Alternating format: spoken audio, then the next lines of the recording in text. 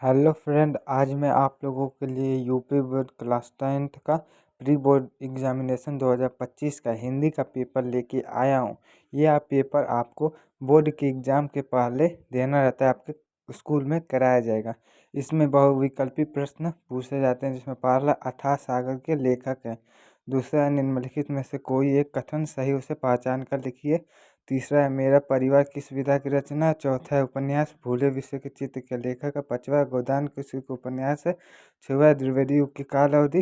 और सातवां यामा के रचयिता का नाम लिखिए। ये आठवां है साकेत महाकाव्य की रचना किसने की। 9 नंबर है पलाश वन के रचनाकार हैं। 10वां है विपत्ति बनावट बधु बाहु बिनो भरोसे काकी में रस है। यह 11वां है यही कहीं बिखर गई है भव विजय माला सी पंक्ति में अलंकार है। 12 सुनी केवट के मौन प्रेम लवे अखट किसी करुणा देश चिंतन जान में पंक्तियों में छंद है। सुदर्शन सबका उपसर्ग है। पन्न प्रत्यय का युग है।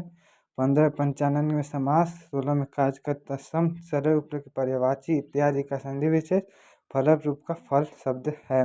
उसके बाद हस्त रूप में हस्त धातु है। 20 नंबर। उसके बाद हम लोग खंड ब में लिखित में आंसर देंगे। उसमें आपको 21 नंबर क्वेश्चन 6 नंबर का है, और जिसमें आपको 2 गद्यांश दिए जाएंगे, और उसमें दोनों गद्यांशों से किसी एक गद्यांश का आपको आंसर देना है।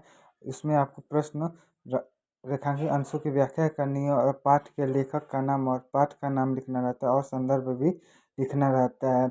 उसमें उसके बाद दूसरा नंबर क्वेश्चन या दिए गए पद्यांश पर आधारित 3 प्रश्नों का उत्तर दीजिए। ये भी 6 नंबर का क्वेश्चन है, जिसमें आपको 2 पद्यांश दिए जाते हैं, और दोनों में से किसी एक पद्यांश का आपको आंसर देना रहता है, जिसमें आपको संदर्भ और व्याख्या और एक उस पद्यांश से क्वेश्चन पूछे जाते हैं, जो आपको स्क्रीन पर दिखाई दे रहे हैं। उसके बाद तीसरा नंबर क्वेश्चन है संस्कृत गद्यांश में किसी एक का संदर्भ सहित हिंदी में अनुवाद कर दीजिए।